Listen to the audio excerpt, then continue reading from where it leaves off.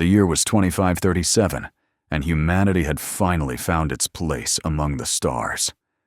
After centuries of gazing upward with wonder and trepidation, humans had emerged from their cradle and joined the vast community of intelligent species that populated the cosmos. Despite their relatively recent arrival on the galactic stage, humans had quickly earned a reputation, one that combined equal parts respect, curiosity, and subtle unease. Max Titan. Harlow understood this reputation better than most. Standing at 6'8" with shoulders broad enough to cast shadows over most other sentient beings, he embodied the physical prowess that had become a defining characteristic of Terrans in the eyes of the galactic community. His muscles weren't just for show, having grown up in the heavy-gravity mining colonies of Europa. His strength had been honed through necessity, then refined through discipline. "Approaching Erebus 6, sir," came the voice of the ship's AI, interrupting Max's thoughts as he stared out at the stars. "Estimated arrival at research station, 17 minutes. "Acknowledged," Max replied, his deep voice filling the compact command center of his single-person vessel.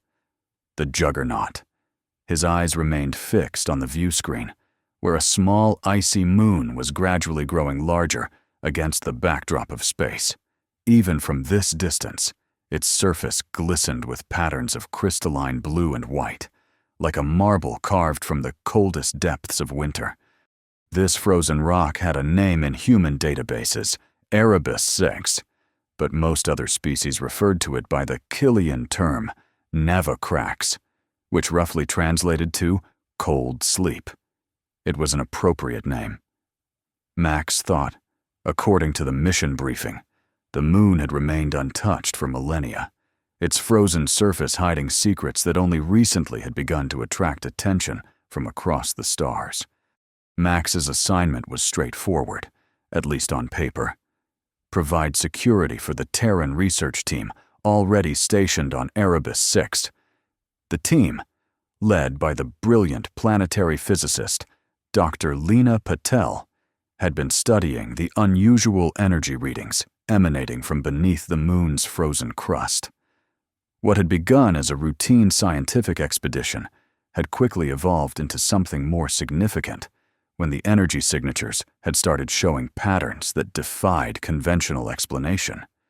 And now, others were coming. "Incoming transmission," the AI announced. "Origin, Erebus 6 research station." "Put it through," Max ordered, straightening his posture unconsciously. The screen flickered, and the face of Dr. Lena Patel appeared.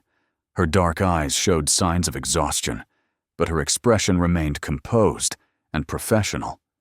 "Max, good timing," she said without preamble. "The Zothari delegation arrived 3 hours ago, and the Killians are expected within the next standard day.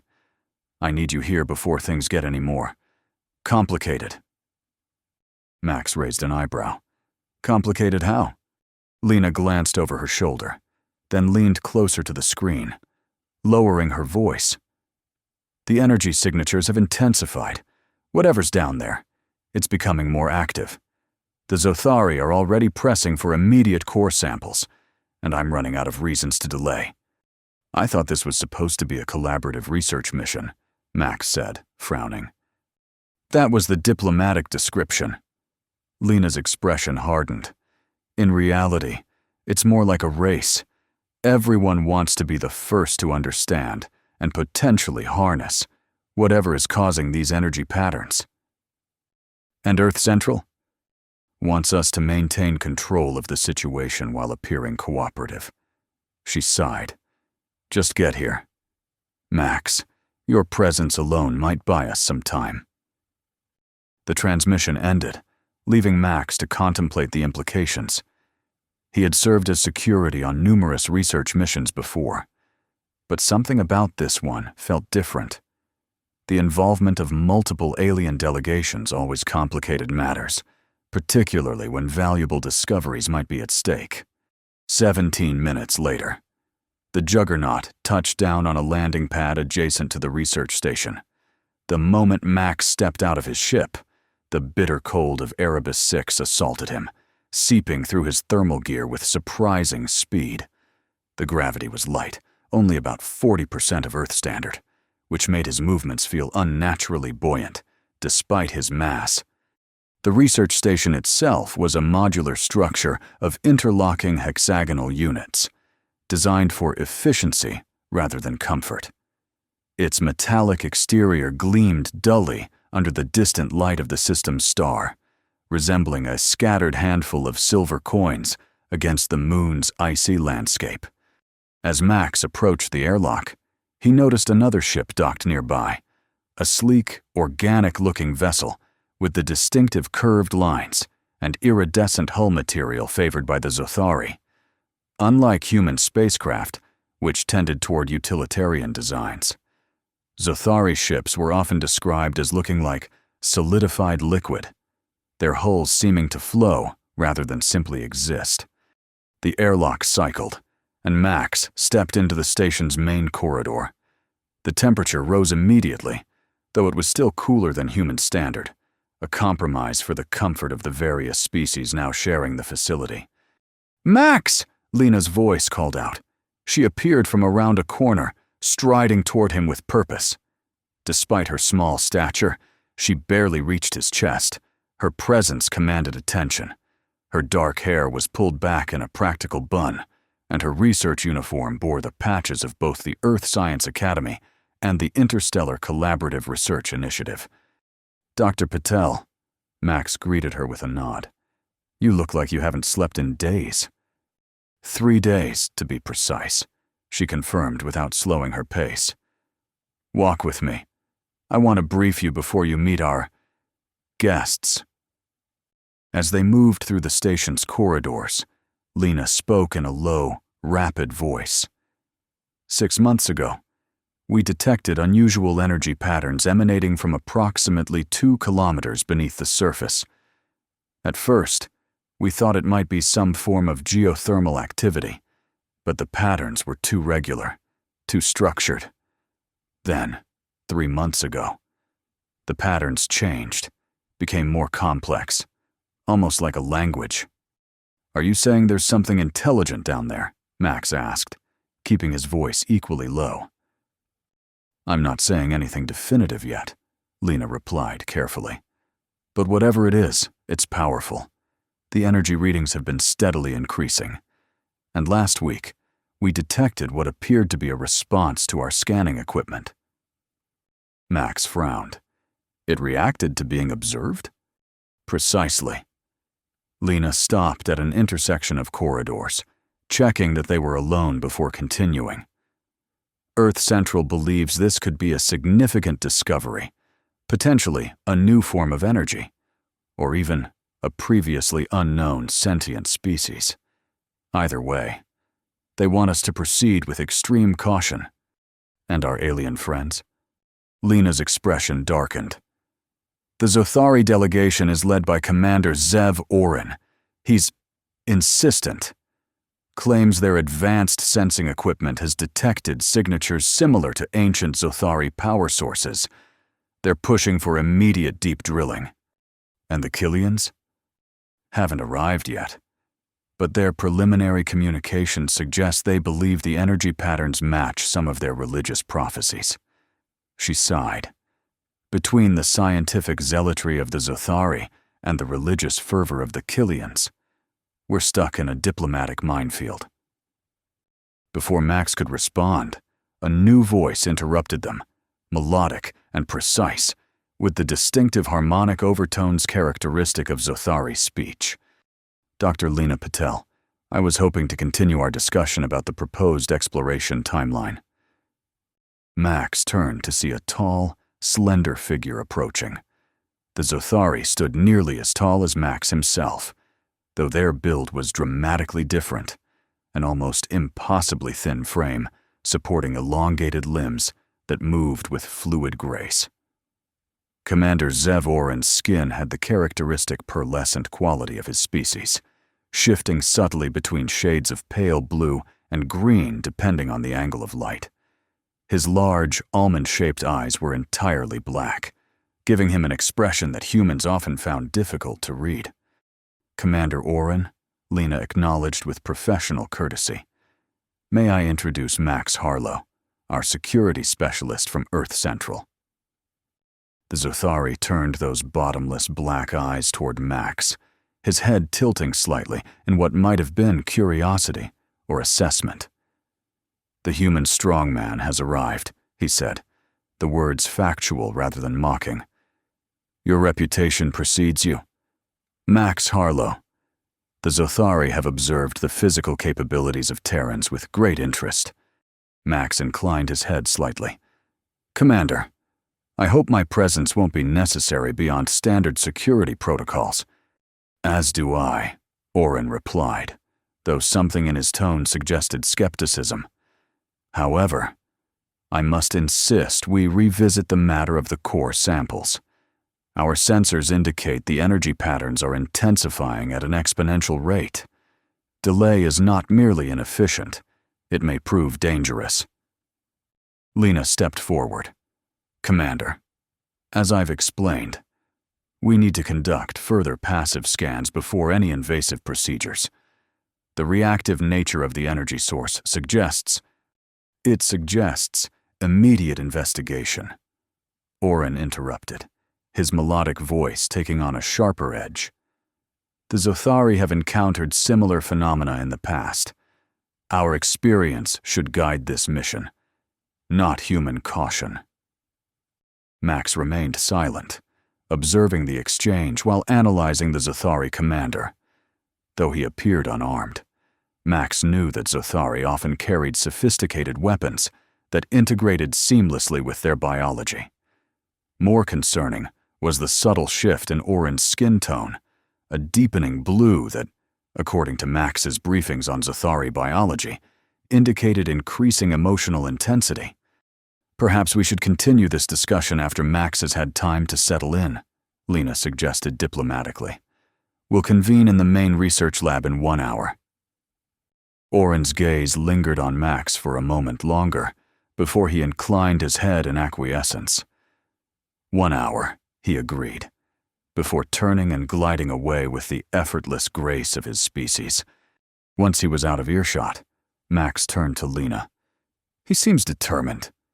"They all are," she replied grimly. "The Zothari team includes 3 scientists and 2 security personnel. They've been here for less than a day, and they've already attempted to access our primary research data twice." Max raised an eyebrow. "Successfully?" "No. Our systems remained secure, but their technological capabilities shouldn't be underestimated." She gestured for him to follow her. "Let me show you what we're dealing with." The main research lab occupied the largest module of the station, its ceiling higher than the other compartments, to accommodate the array of equipment that hummed and blinked throughout the space. The center of the room featured a large holographic projection of Erebus-Sik, slowly rotating to display the entire moon's surface in stunning detail. Lena approached a control panel and entered a series of commands. The hologram shifted, zooming in on a specific section of the moon before peeling away the surface layers to reveal what lay beneath. "This is the source of the energy readings," she explained, pointing to a pulsing red area approximately 2 kilometers below the surface. "It's located within a natural cavity in the ice, almost like a chamber." Max studied the projection. "Natural formation? That's where opinions differ," Lena replied. "The chamber itself could be natural, but the energy signature." She tapped another command, and the hologram changed to display a series of waveforms. These patterns have become increasingly complex over time. At first, they were simple pulses. But now, Max didn't need scientific training to see what she meant. The current patterns displayed intricate variations and repeating sequences that seemed too ordered to be random natural phenomena. "Have you attempted communication?" he asked. Lena nodded. "Basic mathematical sequences, prime numbers, simple binary patterns. For weeks, there was no response. But 3 days ago, she pulled up another display showing a different set of waveforms. We received this. Max studied the new patterns. Though he lacked the expertise to interpret them fully, even he could see that they appeared to mirror some aspects of the signals sent by the research team, but with variations that suggested, what? Answers? Questions? Something else entirely. And you have no idea what's generating these signals? Theories, but nothing concrete, Lena admitted. It could be an ancient technological artifact, a naturally occurring crystalline formation with unusual properties, or something alive, Max finished. Possibly. Lena's voice dropped to barely above a whisper. And that's what has Earth Central concerned. If this is a sentient entity, first contact protocols would apply. But if it's a new form of energy or technology, then whoever controls it gains a significant advantage. Max concluded. He understood the implications all too well. Despite centuries of progress and the formation of interstellar alliances, power dynamics between species remained a complex and often tension-filled reality. Exactly. Lena closed the display. Our orders are to proceed with caution, maintain primary control of the research, and ensure that any discoveries are properly documented according to the Interstellar Collaborative Research Agreement. Max nodded. And my role? Lena's expression was grim. Officially, you're here to ensure the safety of all personnel and to prevent unauthorized access to restricted areas. Unofficially, I'm here to make sure we don't lose control of whatever's down there. Max finished. That's about the size of it, she confirmed. The Killian delegation arrives tomorrow. Once they're here, the pressure will only increase. Max considered this information. The Killians were known for their religious interpretation of natural phenomena, often seeing divine significance in what other species regarded as scientific curiosities. Their presence would add yet another layer of complexity to an already delicate situation. I should see the rest of the station, he said. Get familiar with the layout, security systems, personnel. Lena nodded. I've granted you full access. The human team consists of myself and 4 other researchers. We've been living with this mystery for months. Max, we're close to understanding it. I can feel it. We just need time. Time may be the one thing we don't have, Max replied, his gaze returning to the holographic display where the energy signature pulsed with an intensity that seemed to be growing even as they watched. The next several hours passed in a blur of activity as Max familiarized himself with the station. He met the other human researchers, a geologist, a physicist, an energy specialist, and a xenobiologist, all of whom appeared equally exhausted and on edge. He also encountered the rest of the Zathari delegation, who regarded him with the same inscrutable black-eyed stares as their commander. By the time the scheduled meeting began, Max had completed a thorough assessment of the station's security capabilities and identified several vulnerabilities that needed addressing. He took his position at the back of the research lab, standing with his arms crossed as the various scientists gathered around the central holographic display.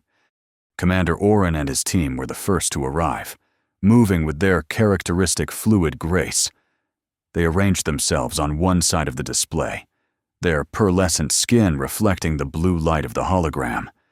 Lena entered last, her expression composed despite the tension that radiated from her.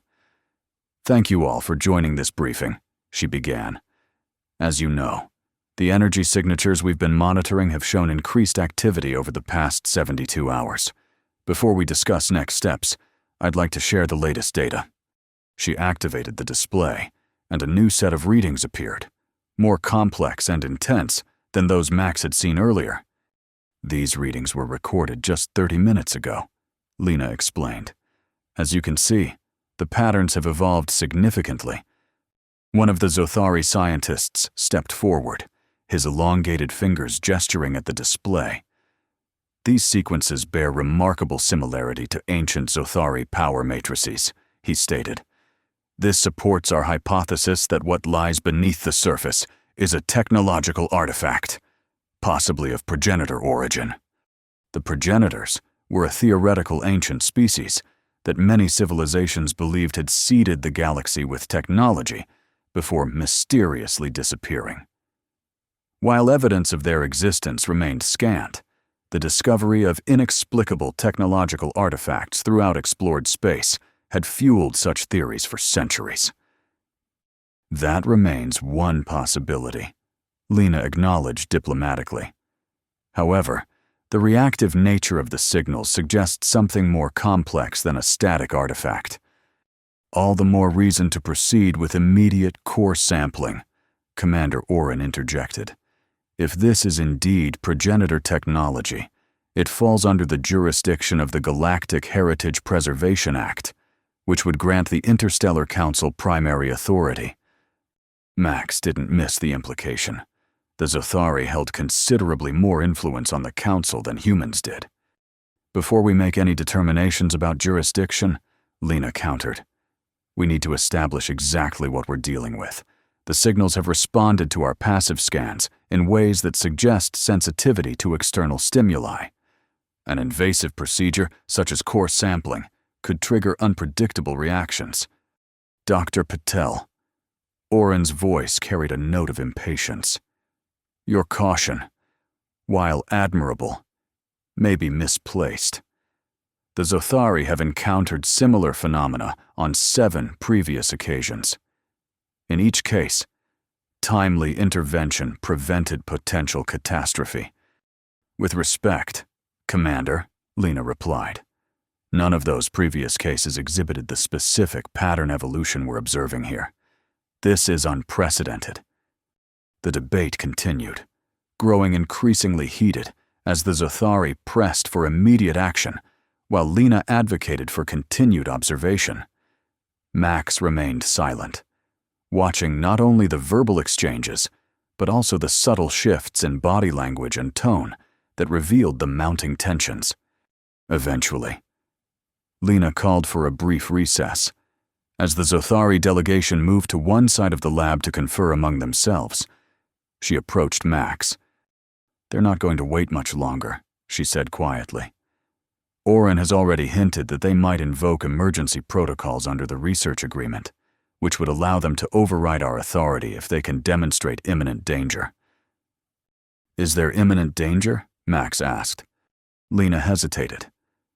Honestly, I don't know. The energy readings are intensifying. Yes, but there's no evidence that they pose any immediate threat. What concerns me is that we simply don't understand what we're dealing with. Rushing in could create the very danger they're claiming to prevent. Before Max could respond, an alarm sounded throughout the station. 3 short bursts, followed by a longer tone. Proximity alert, Lena explained, moving quickly to a nearby console. Something's approaching the station. The main screen shifted to an external view, showing a section of Erebus Sussex's icy surface. For a moment, nothing seemed amiss, just the endless expanse of crystalline blue-white ice stretching toward the horizon. Then, Max noticed it, a subtle ripple in the surface, as if the ice itself were liquid instead of solid. What am I looking at? He asked, moving closer to the screen. I'm not sure, Lena replied, her fingers flying over the controls. Sensors are detecting movement approximately 50 meters below the surface, heading in this direction. Commander Oren appeared at their side, his black eyes fixed on the display. The artifact is responding to our presence, he stated with certainty. This is exactly what occurred on Zaltar Prime before the energy surge that destroyed the research facility. We don't know that it's the same phenomenon, Lena argued, though her voice betrayed her concern. The ripple in the ice grew more pronounced, advancing steadily toward the station. Max felt a prickling sensation at the base of his skull, an instinctive warning that had served him well in the past.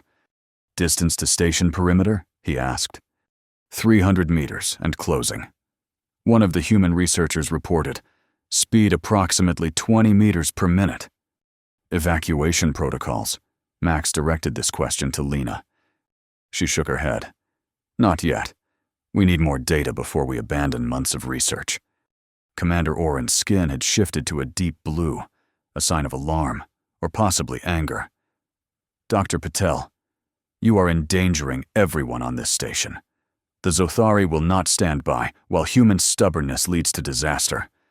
"No one's asking you to stand by," Max interjected, his deep voice cutting through the tension. "But we're not abandoning this station based on a surface disturbance that could have any number of natural explanations." Oren turned those bottomless eyes toward Max. "The human strongman speaks of caution, while his kind is known for recklessness. An interesting contradiction." Max met the alien's gaze without flinching. "I speak of proper procedure. Commander, if you believe there's imminent danger, you're welcome to evacuate your team. We'll continue our research." For a moment, it seemed as though Oren might escalate the confrontation. Then, unexpectedly, the station trembled, a subtle vibration that ran through the floor and walls. "Seismic activity," Lena reported, returning her attention to the console. "Minimal, but unusual for this region." The ripple in the ice had stopped advancing, now hovering approximately 200 meters from the station's perimeter. As they watched, the disturbed area began to change, the ice shifting and rearranging itself into what appeared to be a pattern. "Are you recording this?" Max asked. "Every sensor we have is focused on that area," Lena confirmed. The pattern continued to form, the ice moving with unnatural precision until it resembled a series of concentric circles with lines radiating outward, remarkably similar to the schematic of the research station itself. "It's mimicking our location," one of the human researchers whispered. "Or mapping it," Commander Oren suggested, his tone ominous. Before anyone could respond, the station's communication system activated. "Incoming transmission," the AI announced. "Origin, Killian vessel, Eternal Seeker." "The Killians are early," Lena muttered. "Put it through," she instructed the AI. The main screen split, one half still showing the strange ice formation, while the other displayed the face of a Killian.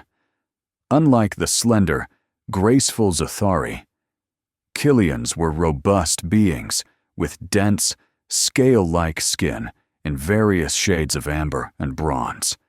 Their eyes, 3 of them, arranged in a triangular pattern, blinked independently of one another, creating a disconcerting effect for most other species. "Research Station Erebus," the Killian began, its voice a deep, resonant rumble. "This is High Seeker Vorex of the Killian Truth Seekers. We have detected unusual energy patterns emanating from your location. Our arrival has been expedited accordingly." "High Seeker," Lena acknowledged. "We are indeed experiencing some unexpected phenomena. Your timing is fortuitous. However, I should warn you that we're currently monitoring a surface disturbance near the station." The Killian's central eye widened slightly. "The awakening has begun," it stated, as though this explained everything. "We will dock immediately. Prepare for our arrival."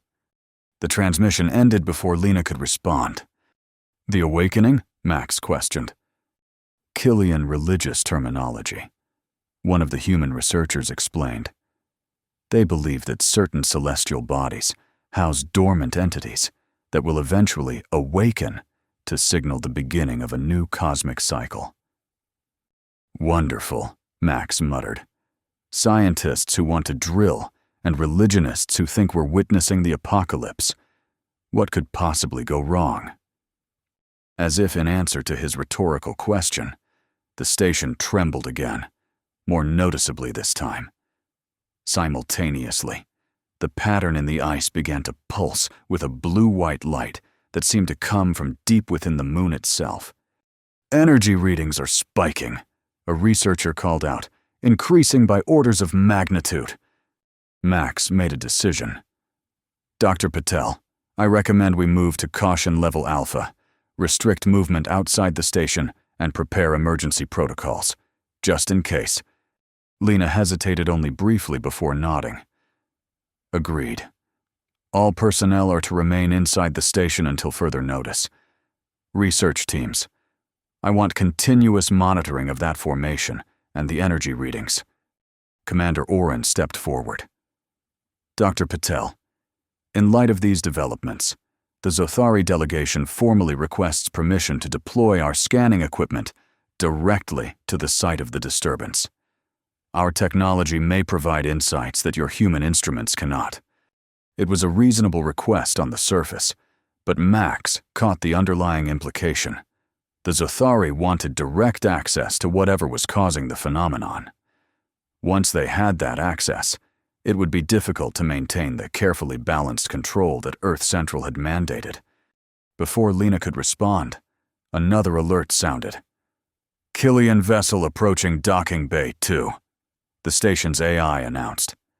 "I need to greet them," Lena said, clearly torn between the immediate situation with the ice formation and the diplomatic necessity of welcoming the new arrivals. "Max, please accompany me. Commander Oren, your request is under consideration. But for now, all external deployments are suspended, pending a full assessment of the situation." Oren's skin darkened further, but he inclined his head in what might have been reluctant acceptance. As Max followed Lena toward the docking bay, he couldn't shake the feeling that events were accelerating beyond anyone's control. The strange formation in the ice, the intensifying energy readings, the early arrival of the Killians with their talk of awakening, it all pointed to a situation rapidly approaching some kind of tipping point.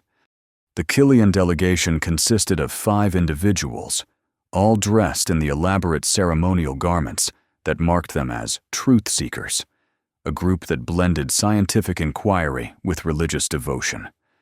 Their leader, High Seeker Vorex, stood taller than the others, his amber scales adorned with intricate patterns that Max assumed indicated his rank or accomplishments. "Dr. Lena Patel," Vorex rumbled, his 3 eyes blinking in an unsynchronized pattern that made it difficult for Max to maintain eye contact.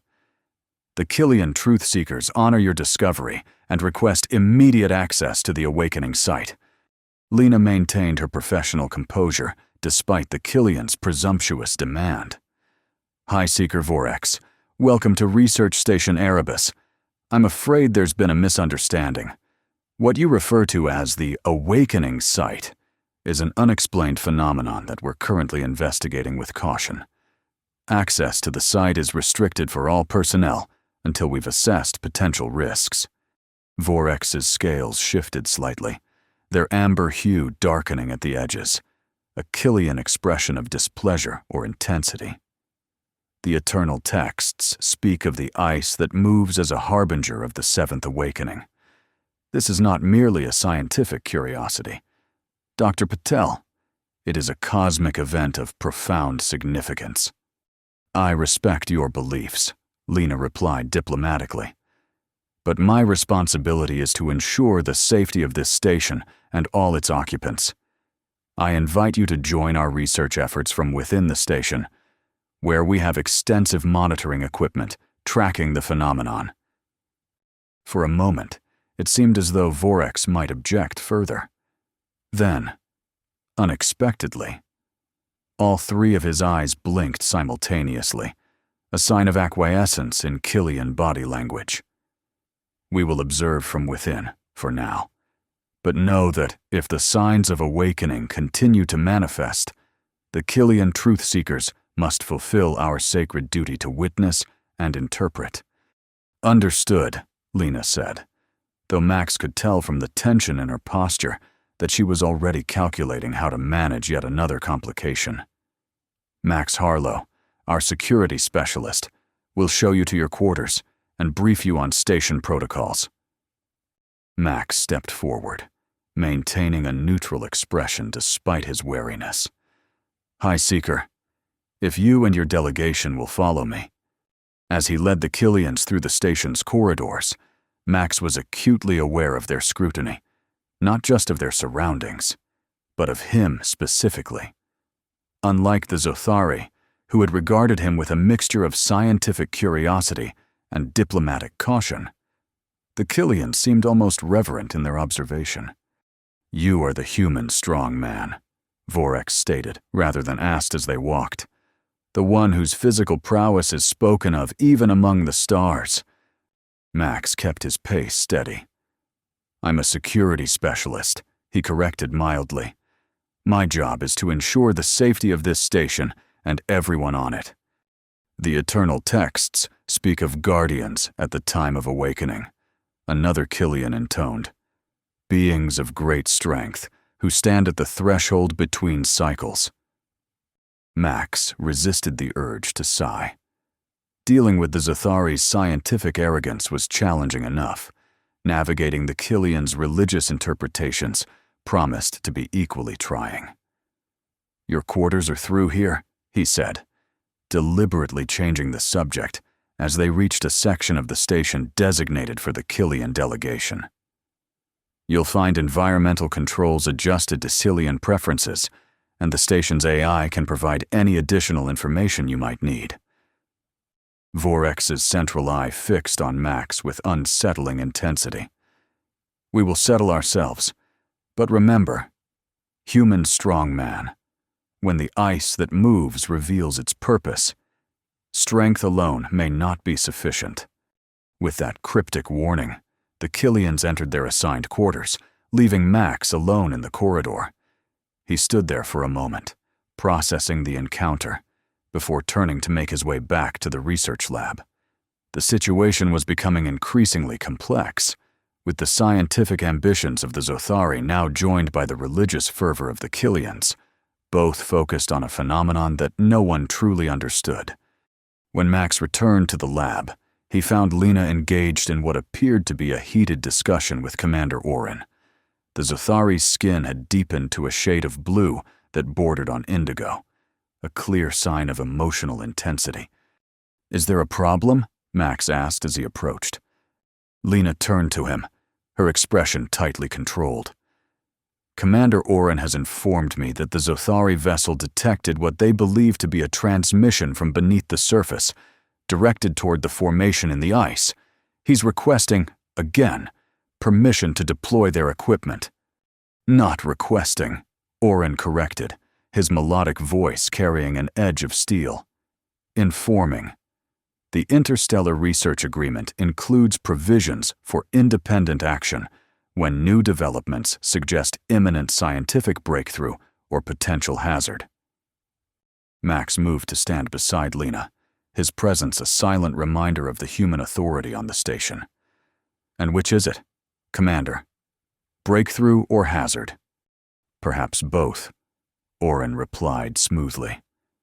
"The transmission patterns match partial sequences found in progenitor artifacts on 7 different worlds. If this is indeed progenitor technology awakening after millennia of dormancy, the implications are significant. If," Max emphasized, "that's a substantial assumption based on partial pattern matching."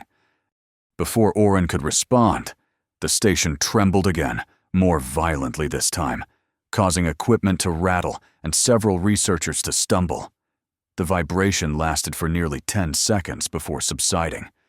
"Status report!" Lena called out, steadying herself against a console. "Energy readings have doubled in intensity," one of the human researchers reported. "And the formation in the ice, it's changing again." All eyes turned to the main display, where the concentric circles in the ice had begun to shift, rearranging themselves into a new pattern. As they watched, the formation gradually took on a shape that resembled a simplified humanoid figure. 2 arms, 2 legs, a head. "It's mimicking us," Lena whispered, or at least a humanoid form. Fascinating, Oren murmured, his scientific curiosity momentarily overriding his confrontational stance. The entity appears to be attempting communication through visual representation. The door to the lab slid open, and High Seeker Vorex entered with 2 other Killians. They moved directly to the display, their 3-eyed gazes fixed on the ice formation. "The sign of the awakened form," Vorex intoned, his deep voice reverberating through the lab. "It is as the eternal texts foretold, and the ice shall take the form of the witness, that all may know the awakening has begun." Max exchanged a glance with Lena, reading the concern in her eyes.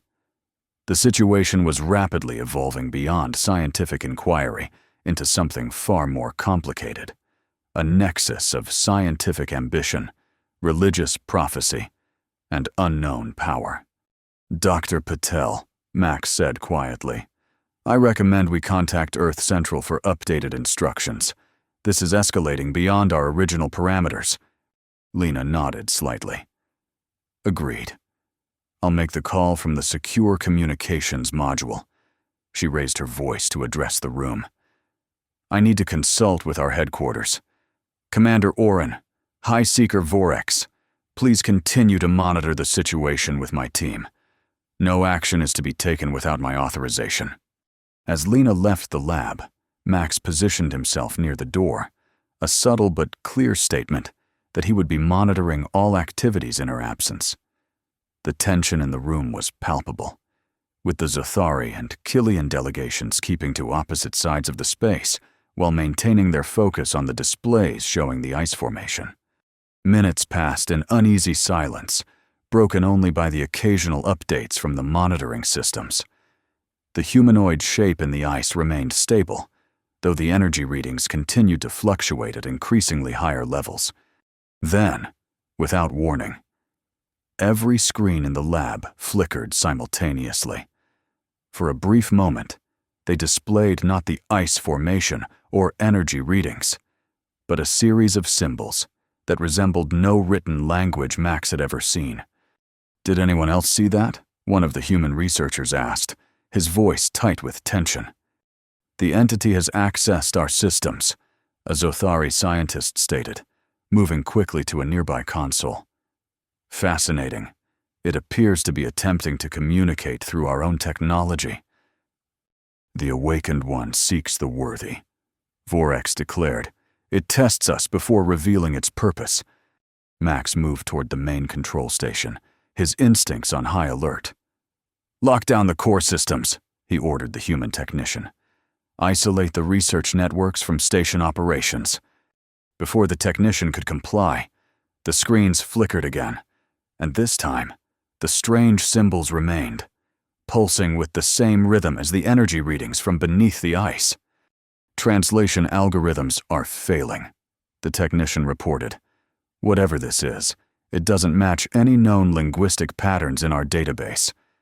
Commander Oren stepped forward, his elongated fingers moving across one of the Zothari devices he carried. "Our systems are detecting a coherent pattern. With your permission, we can attempt to establish a communication protocol." Max hesitated. On one hand, the Zothari's advanced technology might indeed help them understand what was happening. On the other, allowing them direct access to the phenomenon would shift the balance of control that Lena had been carefully maintaining.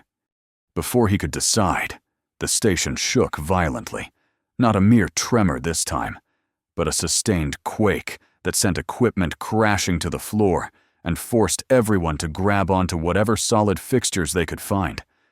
"Status!" Max shouted over the alarm that had begun blaring throughout the station. "Multiple structural integrity warnings," the technician called back, clinging to his console. "The ice beneath the station is moving!" The main screen, still displaying the strange symbols, suddenly cleared to show an external view. The sight it revealed caused everyone in the lab to fall silent in shock. The ice around the station was no longer a solid surface. Instead, It had become a churning, flowing mass, as if the entire moon had suddenly liquefied.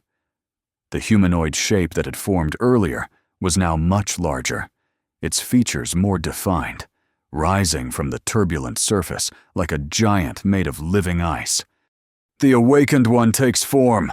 Vorax exclaimed, his 3 eyes wide with what appeared to be religious ecstasy. The door to the lab slid open, and Lena rushed in, her face pale. "Earth Central has lost contact with 3 other research stations in this sector," she reported breathlessly. "Whatever's happening here may be occurring elsewhere as well. They're ordering immediate evacuation." Commander Oren turned to her, his skin now a deep, pulsing blue. "Dr. Patel, we cannot abandon this discovery. The Zothari will remain, with or without human participation." "This isn't a discovery anymore," Max interjected, moving to Lena's side.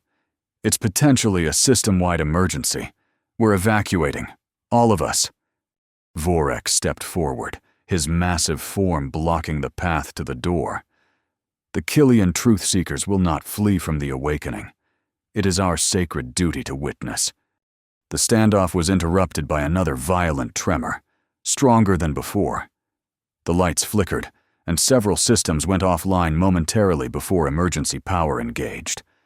Structural integrity at 67% and declining.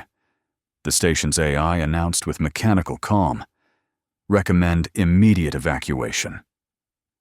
Max made a split-second decision. "Dr. Patel, begin evacuation procedures for the human team.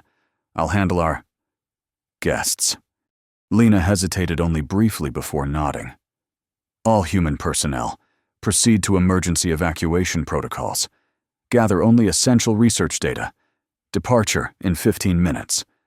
As the human researchers began shutting down systems and securing critical data, Max turned to face both alien delegations. "Commander Oren, High Seeker Vorax, I respect your respective positions, but as the designated security authority for this station, I am implementing emergency protocols under Section 7 of the Interstellar Research Agreement. All personnel are required to evacuate." Oren's black eyes narrowed. "Section 7 applies only in cases of imminent catastrophic failure. The station remains functional, if compromised, and the eternal texts forbid retreat from an awakening," Vorax added, his scales darkening to a deep bronze. "We will remain." Max felt his patience wearing thin. The situation was deteriorating rapidly, and the stubbornness of both alien delegations was putting everyone at risk. "This isn't a debate," he stated, his voice dropping to a dangerous rumble. "You will evacuate, or you will be evacuated." The implicit threat hung in the air, causing the Zothari security personnel to shift their positions subtly, preparing, Max suspected, for potential conflict. The Cillians, too, seemed to tense, their dense bodies settling into stances that Max recognized as defensive. Before the confrontation could escalate further, a new sound cut through the tension, a deep, resonant tone that seemed to emanate not from the station's systems, but from the ice moon itself. The tone pulsed in a rhythm that matched the symbols still displayed on several screens. "It's calling to us," one of the Killians whispered. Remarkably, the tremors subsided, though the ice outside the station continued its unnatural movement. The giant humanoid figure had grown even more defined, now standing nearly 100 meters tall, its features becoming increasingly detailed with each passing moment. Commander Oren's attention had shifted entirely to this spectacle, his scientific curiosity apparently overriding all other concerns. "Extraordinary," he murmured. "The entity appears to be using the ice as a physical medium for manifestation. The Awakened One takes form to walk among us," Vorax intoned, as though reciting scripture. Max exchanged a glance with Lena, who had paused in her evacuation preparations. The situation had shifted yet again, and the immediate danger seemed to have temporarily abated. Dr. Patel, Max said quietly. Continue evacuation procedures, but at reduced urgency. I want everyone ready to leave at a moment's notice. But let's take time to understand what's happening here. Lena nodded, relief evident in her expression. Like all scientists, she was reluctant to abandon a discovery of this magnitude, even in the face of danger. Over the next hour, a tense equilibrium established itself. The human researchers worked feverishly to document and analyze the ongoing phenomenon, while the Zothari and Killian delegations maintained their separate observations, occasionally sharing insights or interpretations. The ice figure outside had stabilized, standing motionless except for subtle shifts in its surface that gave it an eerie, almost breathing quality. The energy readings from beneath the moon's surface had leveled off at a high but consistent level, and the station's structural integrity, while compromised, had not deteriorated further. Max used this relative calm to ensure that evacuation preparations were complete. All essential data had been backed up, emergency supplies had been distributed, and the escape vessels were primed for immediate departure. Whatever happened next, they would be ready. As he finished his rounds and returned to the main lab, he found Lena engaged in what appeared to be a productive discussion with both Commander Oren and High Seeker Vorex, the first time he had seen the leaders of the three delegations cooperating rather than competing. Max, Lena called him over. We've made some progress in understanding the patterns. The Zothari translation algorithms, combined with Killian symbolic interpretation methods, have identified consistent elements that suggest language rather than random signals. You can understand what it's saying? Max asked, glancing at the screens where the symbols continued to pulse.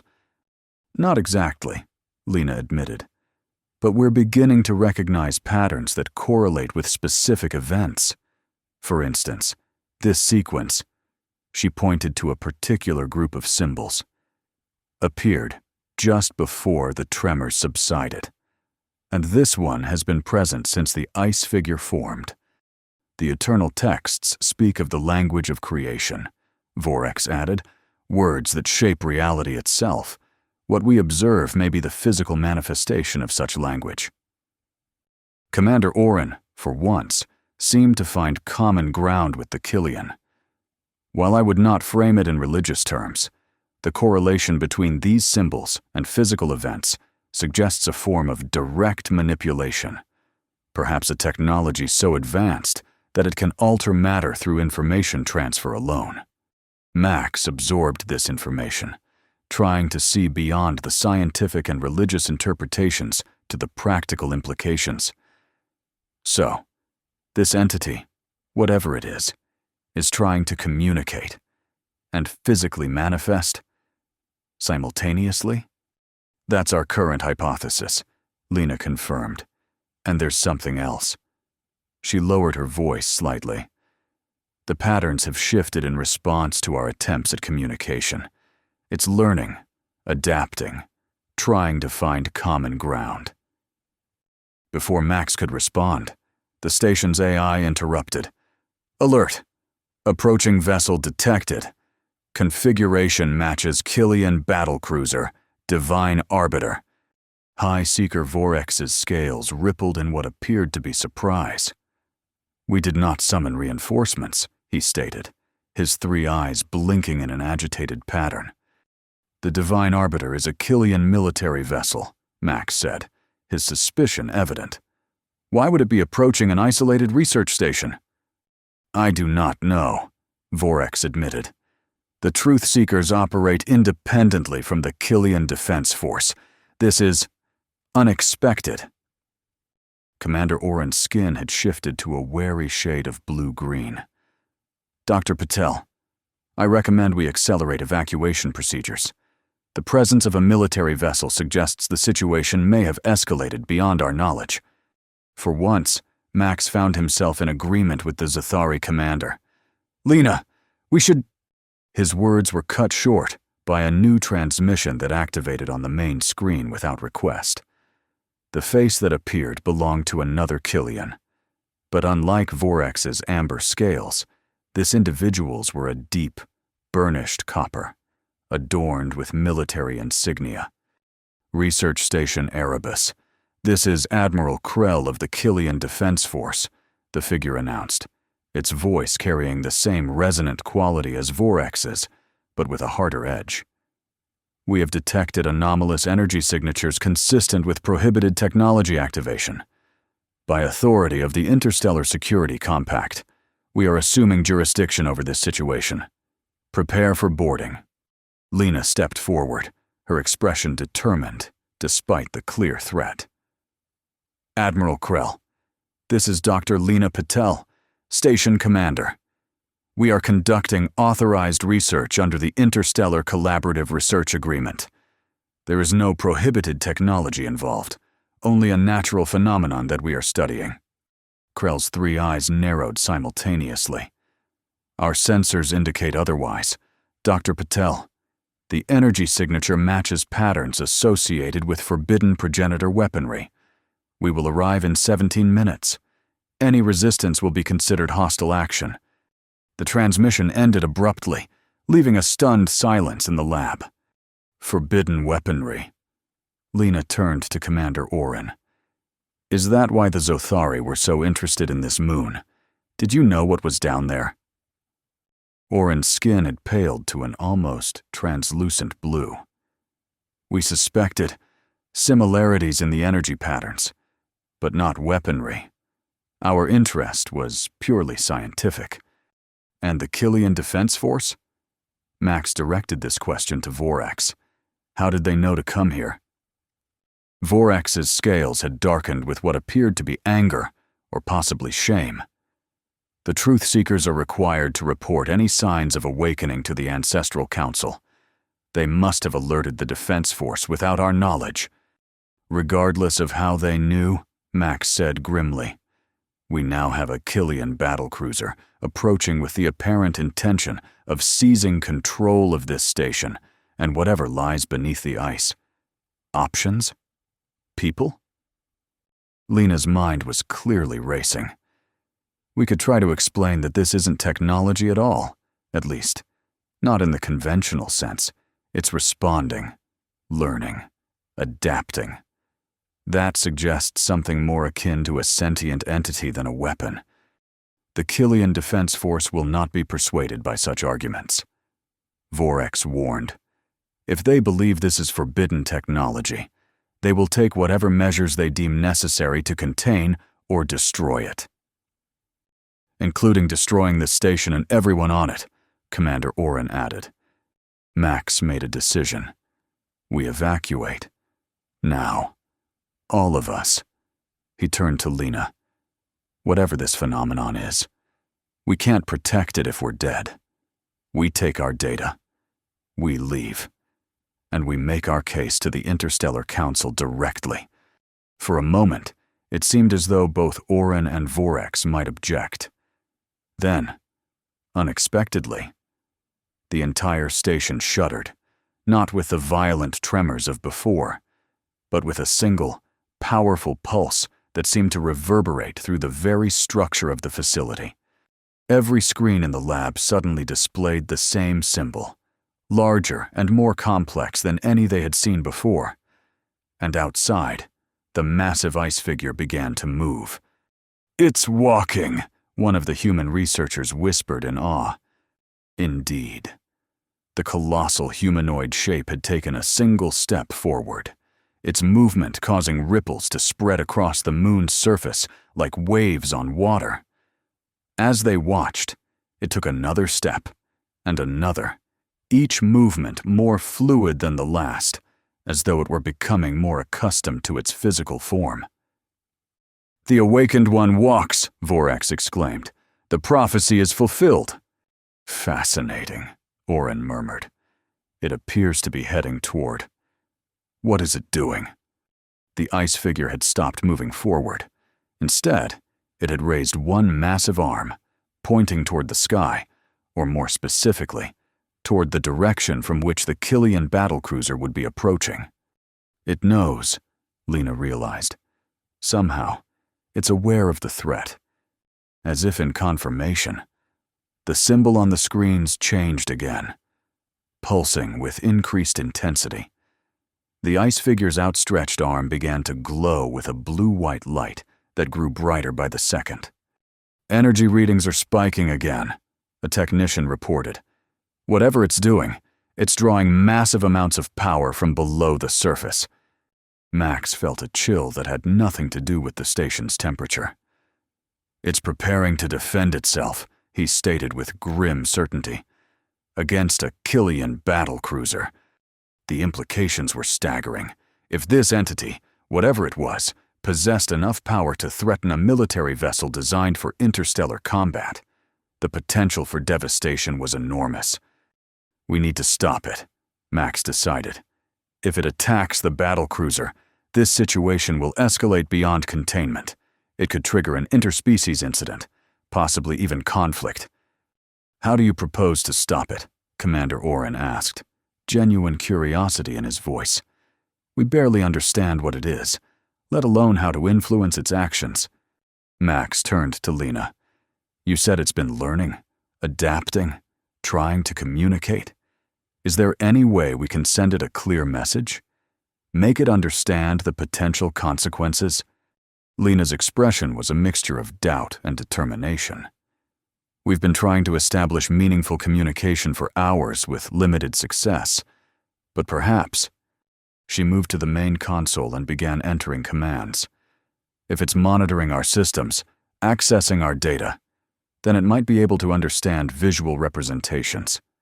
The main screen changed to display a simplified animation, a humanoid figure similar to the ice entity, followed by a larger shape representing the Killian vessel, followed by symbols indicating conflict, and finally, images suggesting widespread destruction. "You're trying to warn it," Max realized.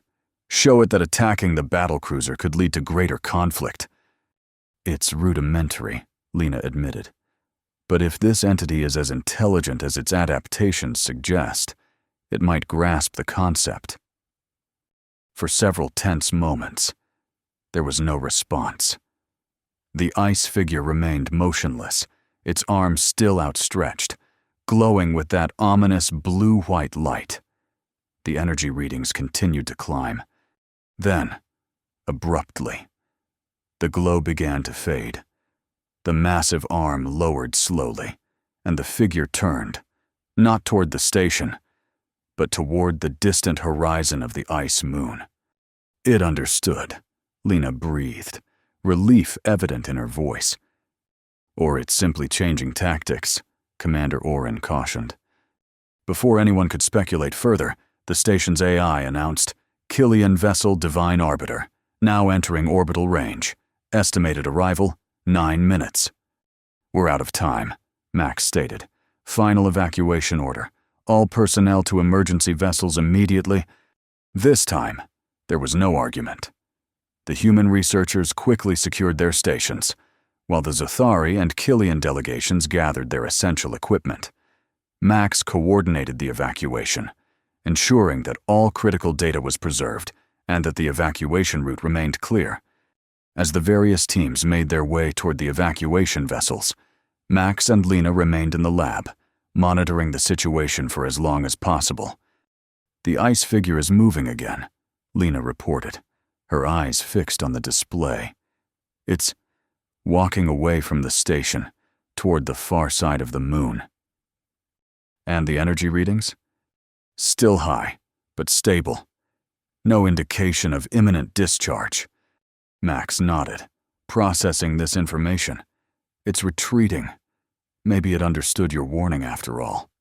"Or it's protecting itself," Lena suggested, moving away from the perceived threat. A new alert sounded. "Killian vessel has entered stable orbit," the AI announced, detecting weapons systems activation. "Alert! Targeting locks detected on station infrastructure." "They're not even going to attempt diplomacy," Max muttered. "Time to go, Dr. Patel." As they hurried through the corridors toward the evacuation bay, the station trembled again, not from seismic activity this time, but from the impact of a warning shot fired by the Killian battlecruiser. The message was clear: surrender or be destroyed. The evacuation bay was a scene of controlled chaos as the various delegations prepared their vessels for departure. The Zothari ship was already powering up, its organic-looking hull pulsing with energy. The Killian Truthseeker's smaller vessel was similarly preparing for launch, though High Seeker Vorex stood apart from his team, his three eyes fixed on a view screen showing the retreating ice figure, the human Strongman and the human scientist. Vorex rumbled as Max and Lena approached. You have witnessed the beginning of the awakening. Whether you understand its significance or not, you are now part of the cosmic cycle. High Seeker, Max acknowledged without slowing his pace. I suggest you board your vessel. The Killian Defense Force doesn't seem interested in theological discussions. Vorex's scales rippled in what might have been amusement. The Defense Force serves its purpose, as do we all. But remember, Max Harlow, strength is not always measured in force applied. Sometimes, it is measured in force restrained. With that cryptic statement, the Killian leader turned and boarded his ship, leaving Max and Lena to continue toward the human evacuation vessel. Commander Oren intercepted them just before they reached their destination. Dr. Patel, Max Harlow, he began, his melodic voice carrying an unusual note of what might have been respect. The Zothari delegation will report this encounter accurately to the Interstellar Council. Your caution was, perhaps, not misplaced. Lena managed a tight smile despite the circumstances. I appreciate that, Commander. I hope we'll have the opportunity to continue this research under more controlled conditions. Perhaps, Oren replied, his black eyes unreadable. Though I suspect what we have witnessed here is merely the beginning of something far more significant. Another impact rocked the station, this one more forceful than the last. The lighting flickered, and emergency systems activated throughout the bay. Structural integrity at 43%. The AI reported, critical failure imminent. We need to launch, Max urged, placing a hand on Lena's shoulder to guide her toward their vessel. Commander Oren inclined his head in a gesture of farewell before returning to the Zothari ship, its hull now pulsing with increased intensity as it prepared for departure. Within minutes, the human evacuation vessel was ready for launch. Max took the pilot's position while Lena coordinated with the other human researchers, ensuring that all essential data was secured. All personnel accounted for, she reported, ready for departure. Max activated the launch sequence, and the vessel detached from the station with a slight jolt. The view screen showed the Zothari ship already moving away, its sleek form accelerating rapidly, while the Killian Truthseeker's vessel followed a different trajectory, apparently attempting to avoid the battlecruiser's attention. As their own ship cleared the station's immediate vicinity, Lena gasped. Max, look! The view screen shifted to show a wider perspective of Erebus Seng. The ice moon's surface was now in constant motion, flowing and shifting like a liquid ocean rather than solid matter. And in the distance, the colossal humanoid figure continued its steady progress across the lunar landscape, each step sending ripples across the entire surface. Receiving transmission from Killian vessel Divine Arbiter. The ship's system announced. Ignore it, Max ordered. Set course for the jump point. Maximum acceleration. The engines hummed as the vessel surged forward, rapidly putting distance between themselves and the increasingly unstable moon. Behind them, the research station was now visibly deteriorating, sections of its structure collapsing as the ice beneath it continued to shift and flow. The Killian battlecruiser is moving, Lena reported, monitoring the tactical display. It's changing course, heading directly toward the ice figure. Max felt a surge of alarm. They're going to attack it. After everything we've seen, they still think it's just a weapon to be destroyed. Can we warn them somehow? Make them understand what they're dealing with? Before Max could respond, the tactical display lit up with new energy signatures. The Killian battlecruiser had opened fire, directing a barrage of energy weapons toward the distant ice figure. For a moment, it seemed as though the attack might succeed. The beams struck their target, causing the ice around the figure to explode in a spectacular display of blue-white energy. The figure itself staggered, apparently damaged by the assault. Then, something extraordinary happened. The ice figure straightened, its form growing more defined rather than less. It turned to face the battlecruiser and raised both arms in a gesture that seemed almost defiant.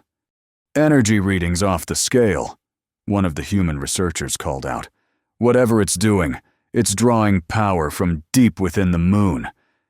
The ice figure began to glow, the blue-white light intensifying until it was painful to look at, even through the filtered view screen. Then, with a movement that seemed almost casual, it brought its hands together in a single, decisive clap. The effect was immediate and catastrophic. A shockwave of pure energy erupted from the figure, spreading outward in all directions. When it reached the Killian battlecruiser, the massive vessel simply stopped. Not destroyed, not damaged, but frozen in space as though time itself had ceased to flow around it. "Impossible," Lena whispered, her scientific mind struggling to process what they were witnessing. But what happened next defied even that assessment. The ice figure, still glowing with that terrible power, reached down, not toward the battlecruiser, but toward the moon itself. Its massive hands plunged into the flowing ice as though reaching into water, then began to pull apart with visible effort. "It can't be," Max muttered, disbelief warring with the evidence of his own eyes. But it was. The moon, an entire celestial body, began to split along the line where the figure's hands had entered.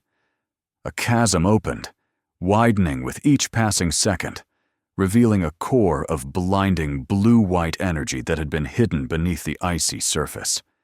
"Maximum acceleration," Max ordered, his voice tight with urgency.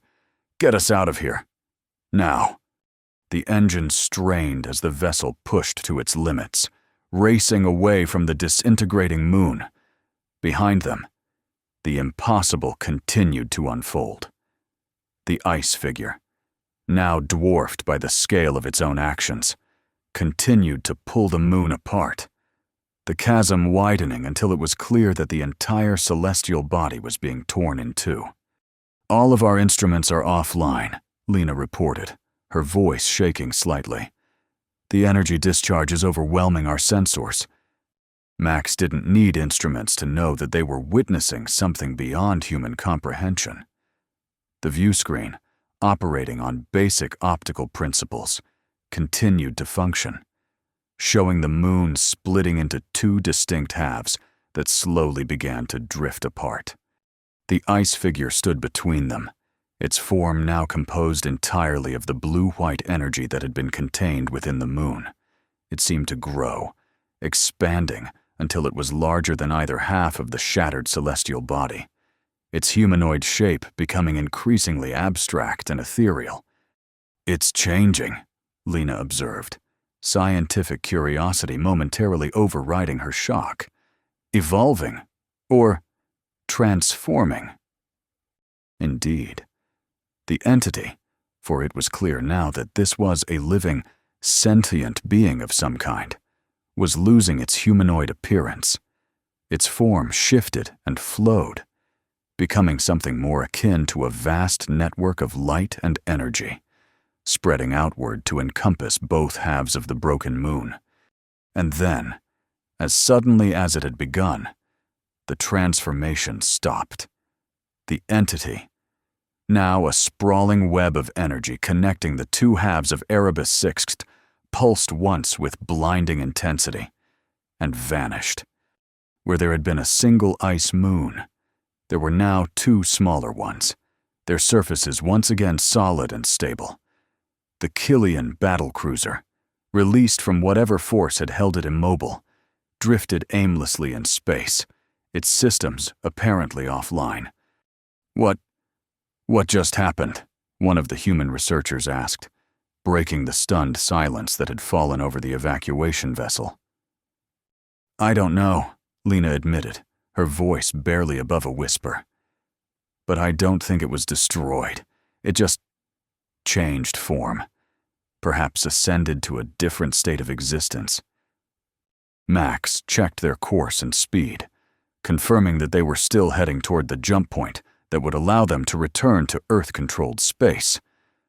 Whatever it was, it demonstrated power beyond anything we've encountered before, and it specifically chose to take a humanoid form before revealing that power. A message, Lena suggested. It was communicating in the only way it could, through symbols and actions rather than words. And what was the message? Max asked, though he suspected he already knew. Lena met his gaze, her expression grave. That there are forces in this universe that dwarf even our most advanced technology.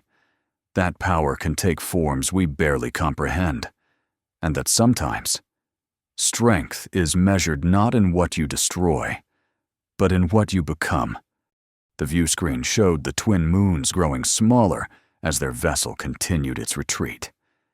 In the distance, other ships were visible, the Zothari vessel moving with grace despite its high speed, and the smaller Killian Truthseeker's ship following a parallel course. The Killian battlecruiser remained adrift, though emergency systems were visibly activating across its hull. They'll recover, Max noted, nodding toward the battlecruiser, and they'll report what they saw, what we all saw. And what did we see, exactly? Lena asked, though the question seemed directed more at herself than at Max. Max considered this as he adjusted their course slightly to avoid a field of debris that had been scattered during the moon's splitting. We saw a demonstration, he finally answered. A reminder that there are things in this universe that can't be controlled or contained, even by the most advanced civilizations. Or perhaps, Lena suggested, we witnessed a birth, something ancient awakening into a new form of existence. Max nodded, finding the idea strangely compelling.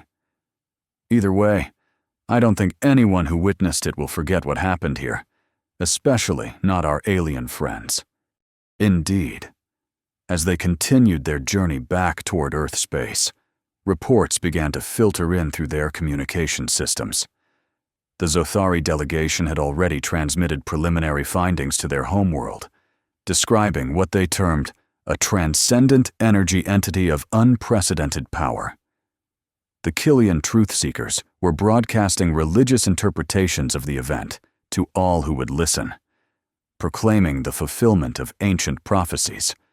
And from the Killian battlecruiser, now slowly regaining function, there was only silence, a silence that spoke volumes about the impact of witnessing a force that could split a moon as easily as a human might tear a piece of paper. 2 weeks later, Max stood before the Earth Central Security Council, his formal uniform uncomfortable after months in the practical gear of a field operative. Beside him, Dr. Lena Patel was similarly attired in the ceremonial garb of the Earth Science Academy, her expression composed despite the gravity of the occasion. And you maintain that this entity posed no direct threat to Terran interests? Asked Counselor Harmon, a silver-haired woman whose penetrating gaze had intimidated generations of security personnel. It demonstrated no hostile intent toward our research team or vessel, Max confirmed. It reacted defensively only when directly threatened by the Killian battlecruiser.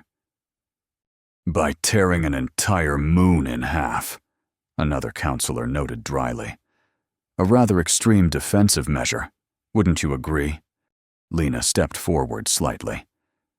With respect, Counselor, We believe the entity was not merely defending itself, it was evolving. The division of the moon appears to have been a necessary step in its transformation process. And now, Harmon pressed. What is your assessment of the current situation? Max and Lena exchanged glances. They had discussed this question extensively during their return journey, trying to make sense of what they had witnessed and its implications for humanity's place in the cosmos. The entity appears to have ascended to a different state of existence, Lena explained. Our follow-up scans of the twin moons show no trace of the energy signature that originally attracted our attention. It's simply gone. Or transformed beyond our ability to detect it, Max added. Either way, the immediate situation appears to be resolved. And the broader implications? Harmon asked, leaning forward slightly. The Zothari are already petitioning the Interstellar Council for exclusive rights to study the twin moons. The Killians have declared the entire system sacred space. Where does that leave Earth's interests?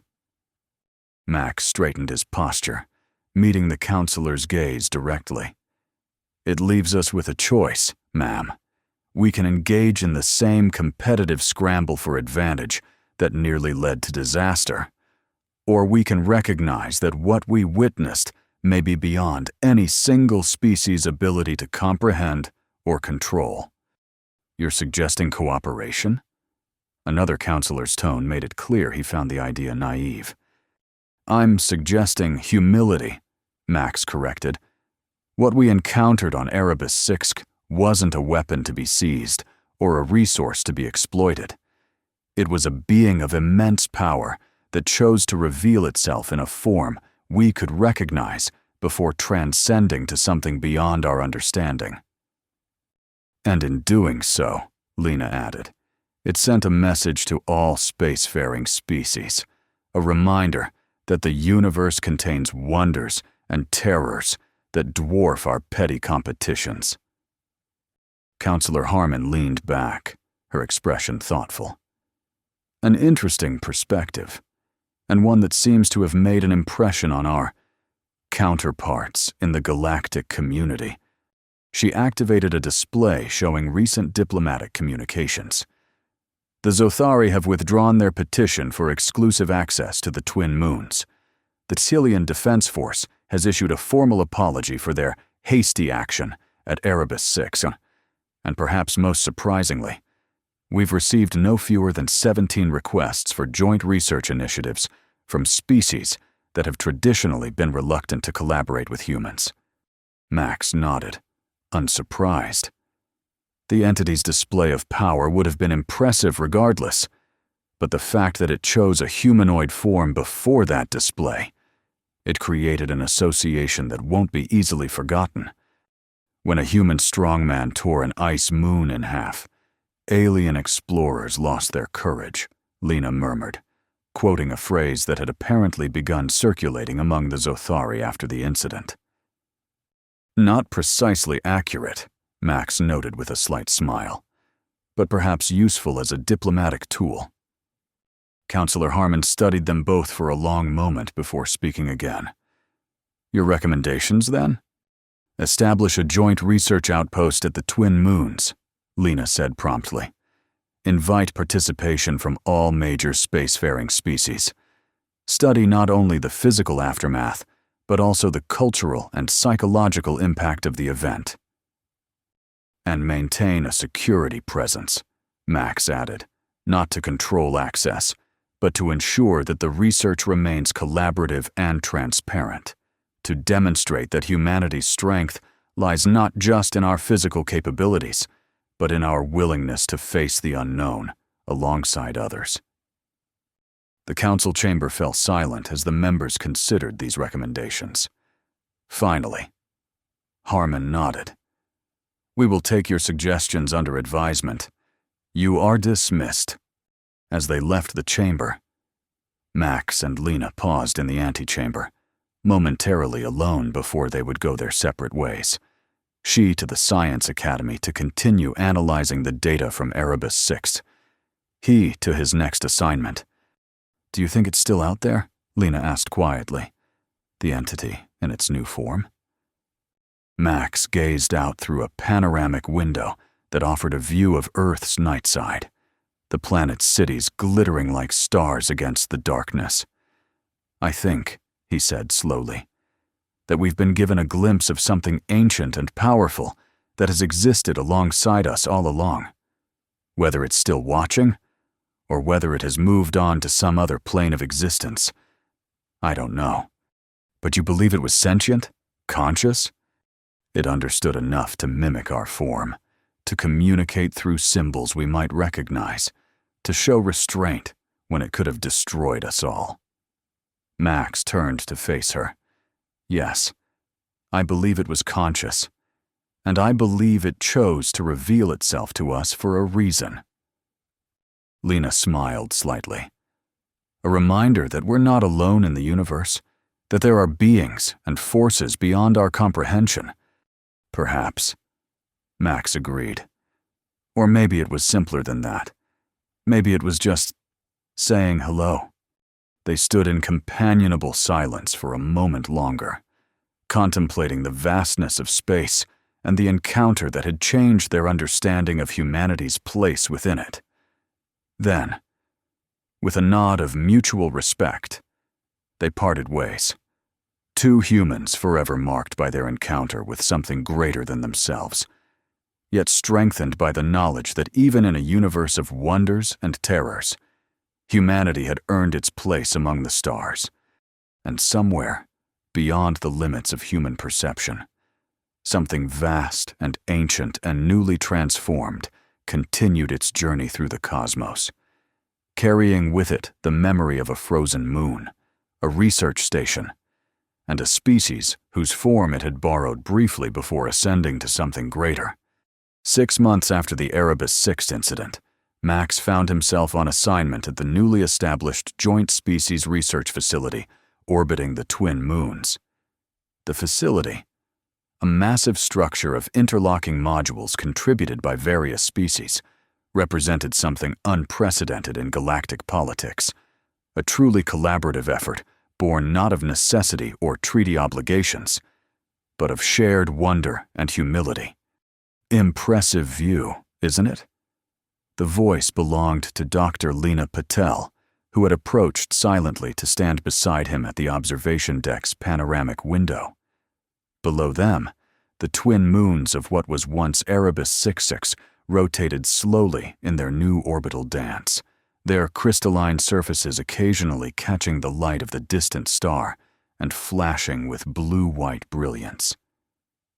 "Better than the last time we saw them," Max agreed, turning slightly to regard his former colleague. Lena looked different, more confident, perhaps, or simply more at peace. Her role as the human scientific lead for the Joint Research Initiative had elevated her standing considerably within the Earth Science Academy. "The Zothari team made an interesting discovery yesterday," Lena said, gesturing toward the smaller of the twin moons.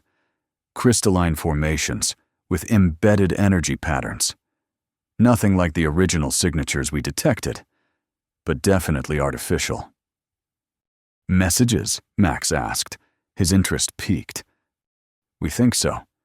Dr. Cora believes they're instructions of some kind, though for what purpose? We can't yet determine."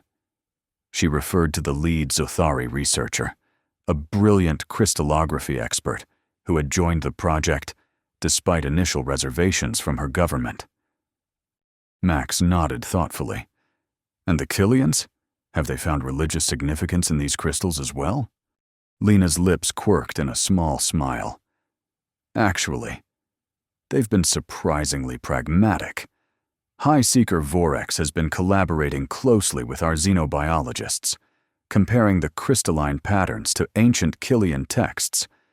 His perspective has proven unexpectedly valuable. People change," Max observed, or perhaps, more accurately, perspectives change when confronted with something that defies previous understanding. "Speaking of change," Lena said, her tone shifting slightly, I heard about your new assignment, diplomatic security for the Interstellar Council sessions. That's quite a promotion from remote research station duty. Max shrugged his massive shoulders. Apparently, when alien diplomats see a human who resembles the entity that tore a moon in half, they become remarkably cooperative. Lena laughed, the sound bright against the quiet hum of the station. Exploiting interspecies superstition. Max? That doesn't sound like you. Not exploiting, he corrected. Understanding. The incident changed how other species perceive humans. For centuries, they saw our physical strength as a curiosity, interesting but ultimately inconsequential compared to their technological or cultural advantages. Now they wonder what else we might be capable of. Lena finished. Whether there might be some connection between humanity and whatever that entity was. Max nodded. It's not a perspective I discourage. If it helps maintain peace and cooperation, a little mystery can be useful. They stood in companionable silence for a moment, watching as a small research vessel departed from the station to make another close pass of the twin moons. The vessel bore the distinctive markings of the Killian Truth Seekers, its hull adorned with symbols that had once represented religious devotion, but now incorporated elements of scientific inquiry as well, another small but significant change. "Have you had any more dreams?" Lena asked suddenly, her voice lowered despite the fact that they were alone on the observation deck. Max stiffened slightly. They had never discussed this with the council or included it in any official reports. In the weeks following the incident, both of them had experienced vivid, startlingly similar dreams. Dreams of vast networks of energy spanning galaxies, of ancient consciousnesses awakening after eons of dormancy, of a universe more alive and aware than human science had ever suspected.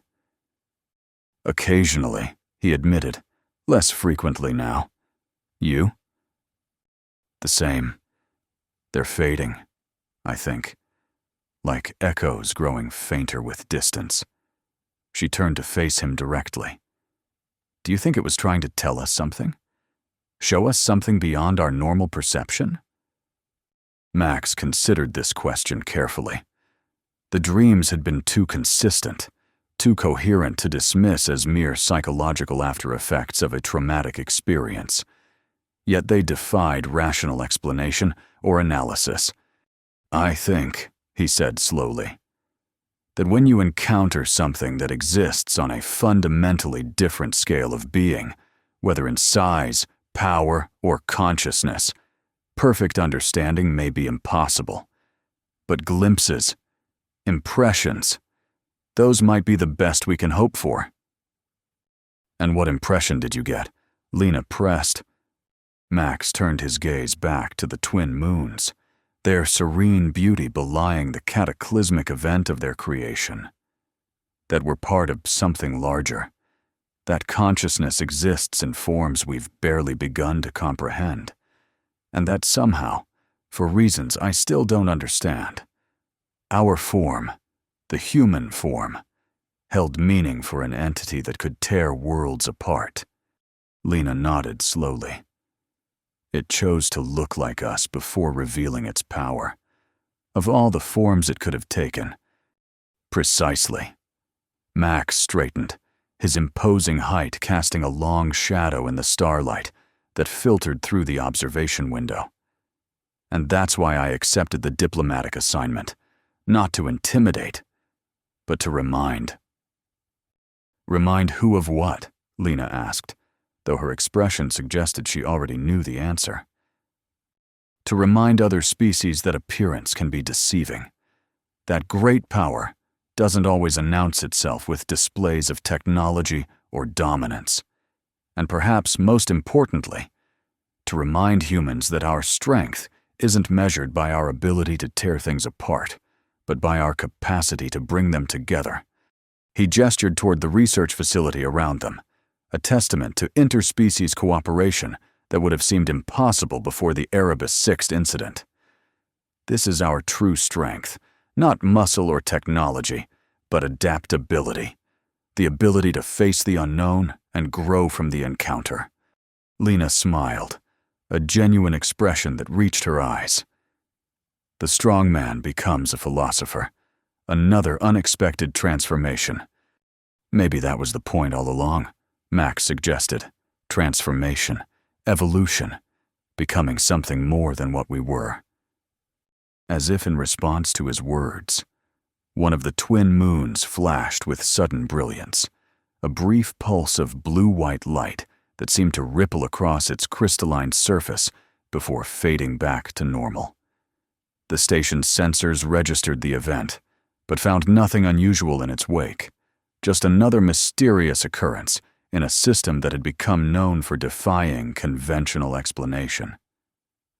Max and Lena exchanged glances, a wordless understanding passing between them.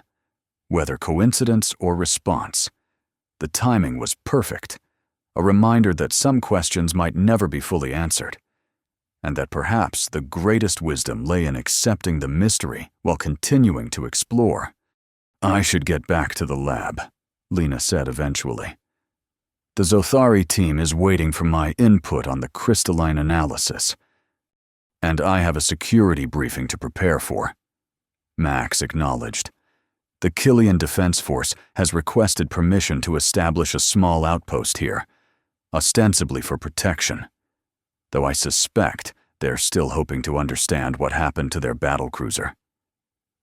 Lena raised an eyebrow. "Will you recommend approval?" "With appropriate restrictions," Max replied.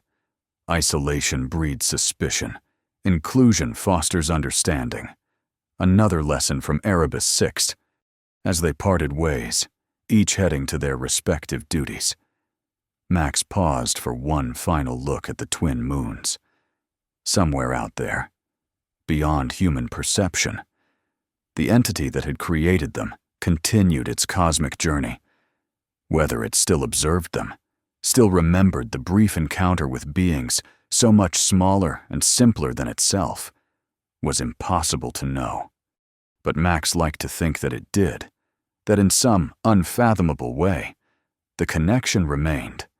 A bridge between the known and the unknown, the finite and the infinite, the human and the cosmic. A reminder that in a universe of wonders, sometimes the greatest strength comes not from dominating others, but from understanding one's place within the greater whole. With that thought providing a sense of purpose and perspective, Max turned away from the viewport and strode toward his next assignment, carrying with him the memory of an ice moon torn apart and the enduring mystery of a power that had chosen, however briefly, to wear a human face. 4 years after the Erebus 6 incident, the twin moons had become the center of the most extensive collaborative research initiative in known galactic history. 17 different species maintained a permanent presence at the expanded research facility, while dozens more sent rotating teams of scientists, scholars, and observers. What had begun as a cautious investigation had evolved into something approaching a pilgrimage, not religious in the traditional sense, but infused with a reverence for the unknown that transcended cultural boundaries. Max found himself returning to the system regularly, ostensibly to oversee security arrangements, but in reality drawn by something less definable. Each visit revealed new discoveries, new theories, new attempts to understand what had occurred. The crystalline formations Lena had mentioned had proven to be just the beginning.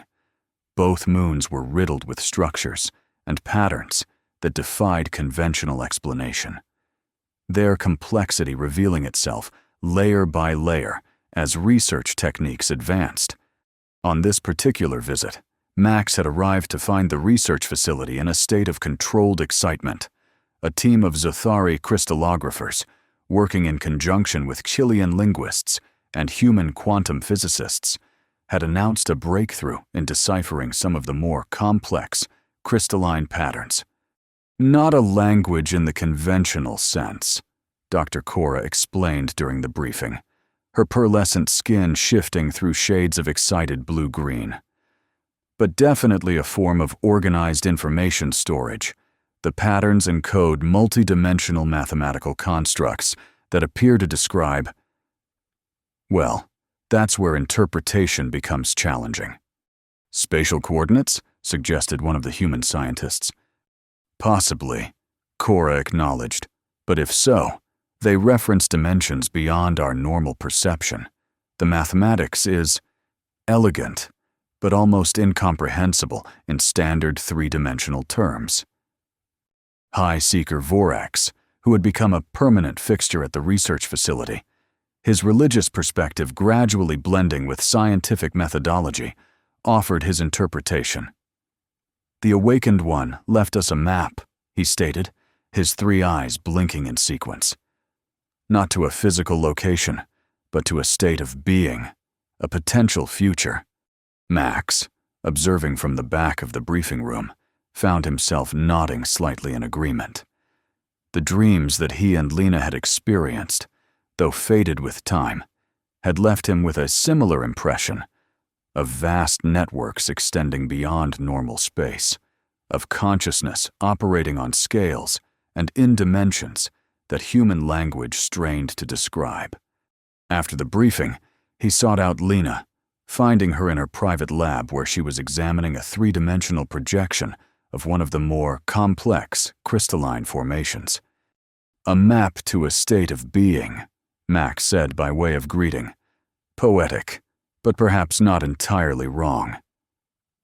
Lena glanced up, a smile warming her features. "The Killians have a way with words, don't they? But in this case, I'm inclined to agree. These patterns—" she gestured at the projection. "They're not just data. They're instructional. Somehow. Teaching us. Or showing us possibilities." She manipulated the projection, causing it to shift and expand into a more complex configuration. The mathematics describes transformations: energy to matter, matter to energy, and something else. Something that might be consciousness itself evolving into new forms.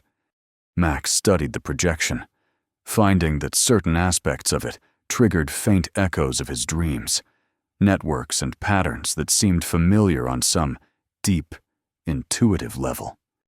"Do you ever wonder," he asked slowly, "if what we witnessed wasn't just a single entity evolving, but a glimpse of something larger?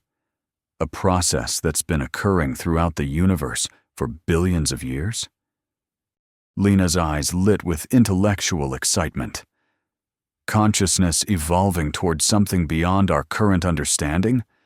It's a fascinating hypothesis, and it would explain why the entity chose a humanoid form before its transformation, to show us a potential path, a possible future for our own evolution.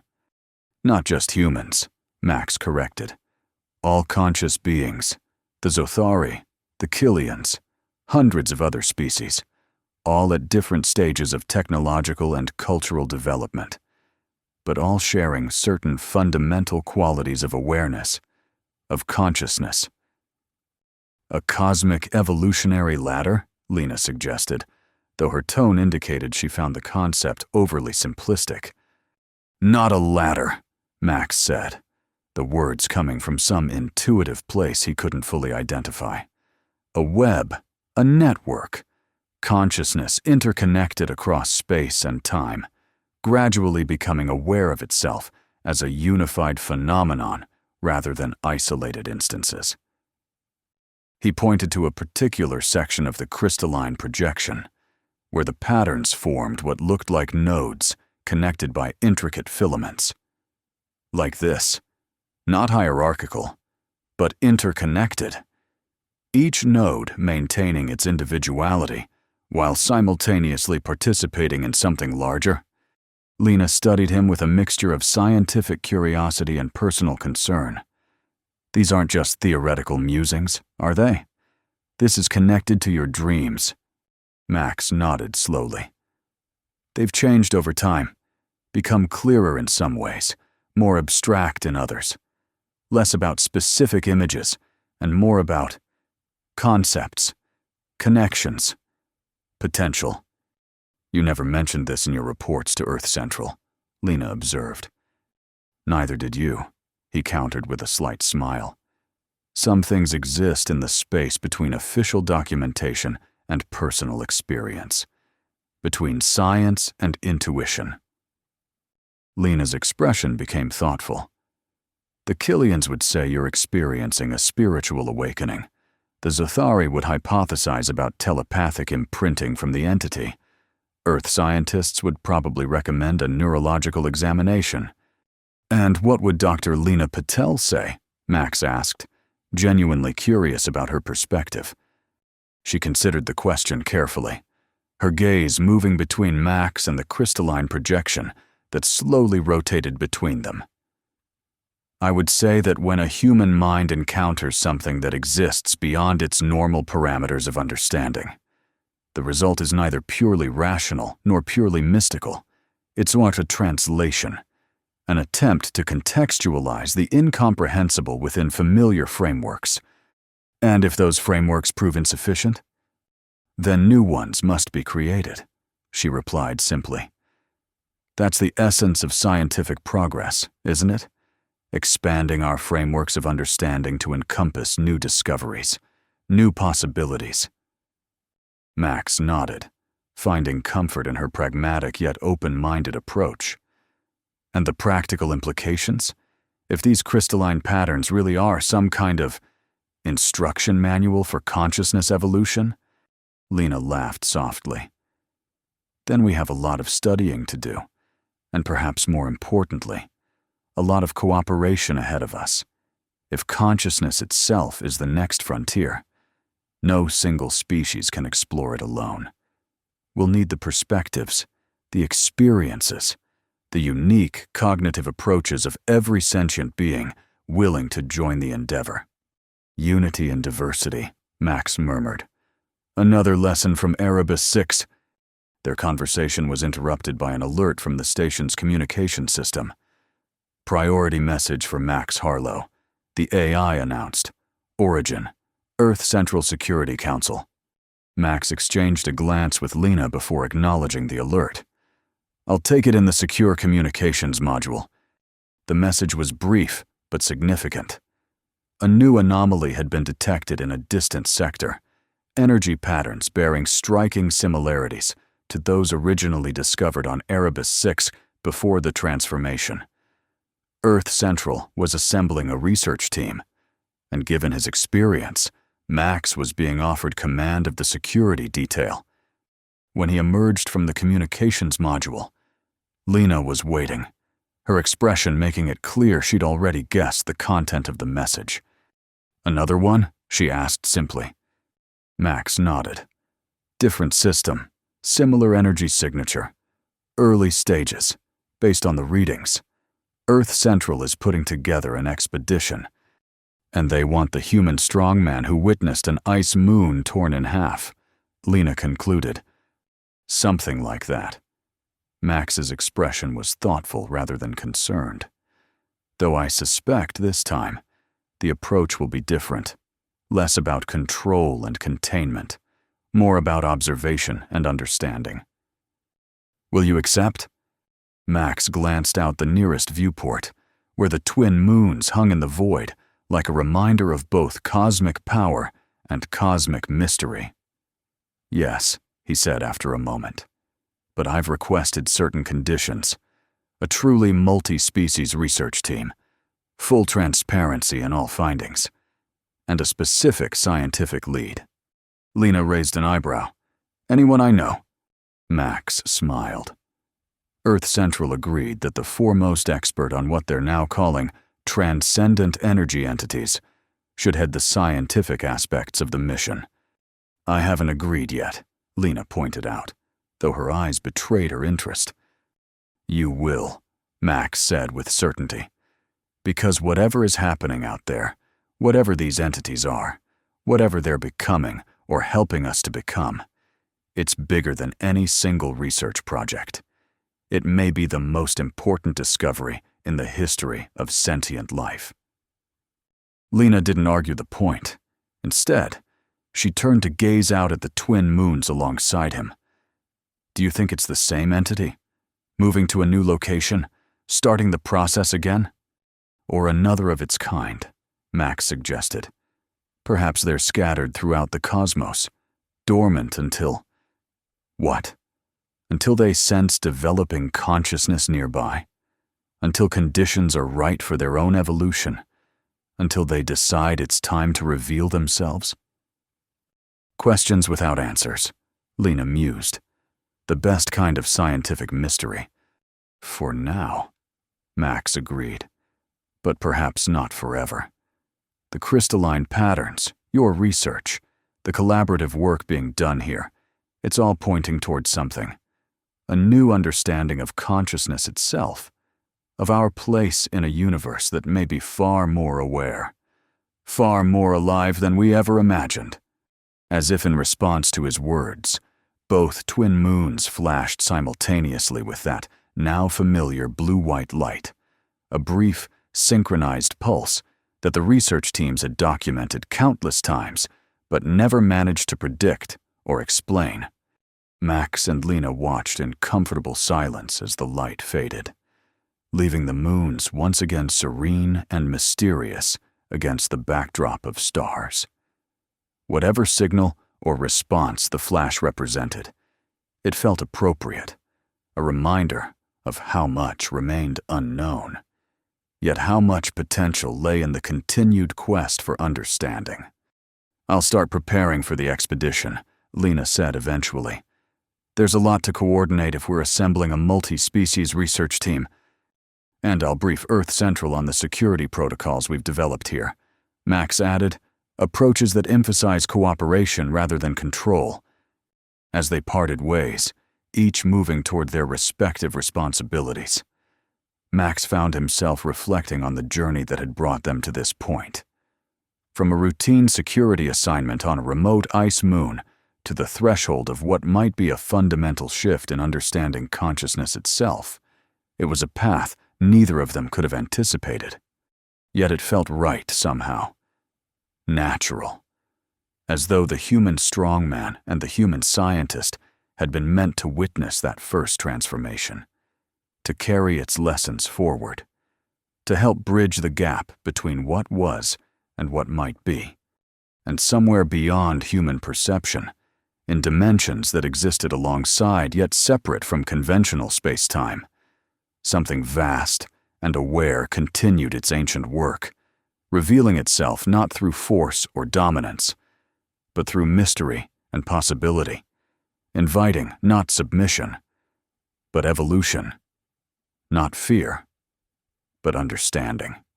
A cosmic hand extended, waiting for humanity and all sentient life to reach back, beyond the ice moons, beyond individual lives and species and civilizations. The greater journey continued, the journey of consciousness itself, eternally becoming what it was always meant to be.